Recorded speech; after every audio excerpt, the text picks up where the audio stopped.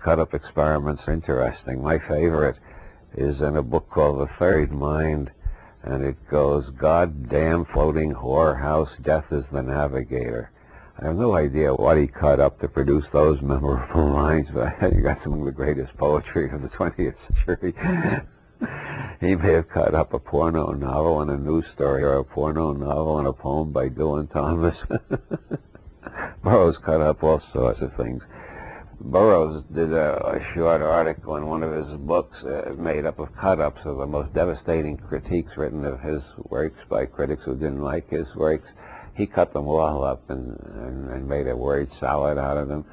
And he says, "I think this is one of the most remarkable pieces of prose I have ever produced, and I say so without any vanity at all, because I didn't contribute a single word. I just did the arrangement." I did the same thing, by the way, in a minor way. In The Earth Will Shake, the comments, when Sigismundo does his first public performance on the harpsichord. Yeah, and no one can stand it. Well, some of the audience likes it. Most of them can't stand it. All the critical comments are taken out of negative reviews of my own books. Only I cut them up a little and rearranged them so it could apply to music instead of books. I mean, you got to do something with negative criticism. You can either brood about it and get morbid, or try to forget it, or you can make a joke out of it. Joyce, I think, was the first one to realize the value of making a joke out of it. The 7th chapter of Finnegan's Wake, the Shem the Penman chapter, consists, maybe as much as 70% of lines taken from negative reviews of Ulysses. What did he feel was the value of using them? And Norman Mailer would say it was one way of saying "fuck you" to the reviewers. We all love our own works. Confucius said we naturally love what we see growing up in our own household, talking about parental love. Well, writers feel that way about their books. Our books are like our children. Anybody who attacks our books, it's like they're attacking our children. We're hurt, we're angry, and if you show it, you're acting infantile. So they have a variety of choices. John Steinbeck was notorious for writing nasty letters to unfavorable reviewers. Joyce never replied to any of his reviewers, no matter how nasty they were. He just saved all of them and turned them into high comedy in Finnegan's Wake. I think that's the most constructive use of them. One of the most negative reviews I ever got is on my website. When you click on excerpts from my books, before you get the excerpts, you get this denunciation of me by Robert Schaefer from the Skeptical Inquirer. Quote goes, "Wilson describes himself as a guerrilla ontologist, signifying his intent to attack thought and language the way terrorists attack their targets, to leap from the dark for an unprovoked attack, and then slink back to hide behind a hearty belly laugh." The unprovoked attack, I especially love. Why unprovoked? Why does he think I wasn't provoked? The reason is because he thinks entirely in cliches. An unprovoked attack is one of those cliches that you hear all the time. You know, if he stopped to think, he'd realize I was very provoked. How about Nietzsche and Wittgenstein? Were their attacks on thought and language provoked or unprovoked? Well, what would he say? I don't know what he'd say. So how much truth is there in his review? Are you seeking to make an attack on people's thought and language? I don't regard it as an attack. I regard it as an effort at liberating them from their chains. So rather than a terrorist, as he styles you, you're a freedom fighter. Well, that's the way I see it, but I can see why he sees me as a terrorist. All dogmatists see me as a terrorist, whether they're fundamentalist materialists like Schaefer or fundamentalist Christians like Jerry Falwell. They all recognize that my zetetic or agnostic position is a profound threat, because more and more of modern science, not only the physical sciences, but the social sciences, and modern philosophy in general, more and more are recognizing that they're not as radical as some of my statements. They all recognize there's a degree of uncertainty in all observation. And if there's a degree of uncertainty in observation, then there's a degree of uncertainty in our inferences that we make from observation. And so anybody who claims to have the complete truth about everything is deliberately contradicting most of the knowledge of the 20th century. Now, has Korzybski's work interwoven well with scientific discoveries in other fields?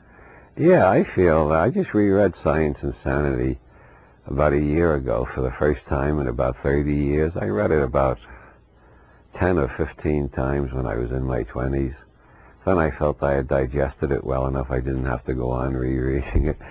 But a year ago I reread it again, and I was astounded at nothing Korzybski said in 1933 really needs to be seriously revised in the light of future science. As a matter of fact, most of it makes more sense than it did when he wrote it. The general idea of the organism as a whole and the environment as a whole, they may not use that word, but that appears more and more in all the behavioral and social sciences, including ethology and animal psychology and so on.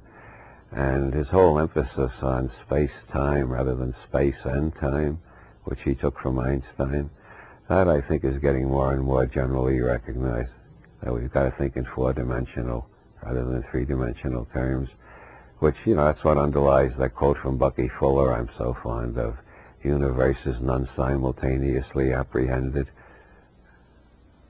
Meaning we can never see the whole universe at once. Yeah, the whole universe at once is a meaningless expression within special and general relativity.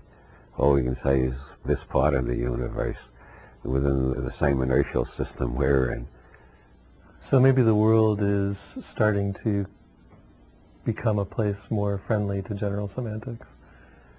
Every time I read a book on behavioral science, I see some influence of general semantics. I don't think they've all read Korzybski, but they've all read people who've been influenced by Korzybski. For instance, Gestalt therapy. One of the founders of Gestalt therapy, Frederick Perls, was very heavily influenced by Korzybski, as well as by Wilhelm Reich, by the way. And I think ethnomethodology, Garfinkel never mentions Korzybski, but I don't think Garfinkel could have thought of half of his experiments if he hadn't either read Korzybski or somebody who read somebody who read Korzybski. So, for the benefit of those who don't know much about Korzybski or general semantics, what are the basic ideas that he put forth? Well, as I say, it took him 900 pages, including a lot of mathematics, so everything I say must be taken as an oversimplification. Three of the major principles he puts in terms of the map territory metaphor. The first is the map is not the territory. And at a crude level, if you're dehydrated and about to die of dehydration, no matter how many times I say water, water, water, you're still going to go on being thirsty. The word is not the thing. The map is not the territory. Labels, especially pejorative labels. If you keep referring to somebody by a pejorative label, you more and more treat that person as if they were the label. Or you go into a building and they tell you this is the sacristy, so you're not supposed to raise your voice. The word has created a magic aura. It's just like any other building. You walk into another place and you don't know whether it's a junkyard or an art gallery. And somebody tells you this is an art gallery. Oh, then you look at everything as a work of art. If they told you it was a junkyard, you look at everything as a piece of scrap metal. So the labels that we give objects strongly influence our perception of the object. Yeah. That's why people who keep saying nigger are not going to listen very closely to any argument for racial equality. The word itself hypnotizes them into dividing the human race into two parts, the real humans and the ones that are only partly human.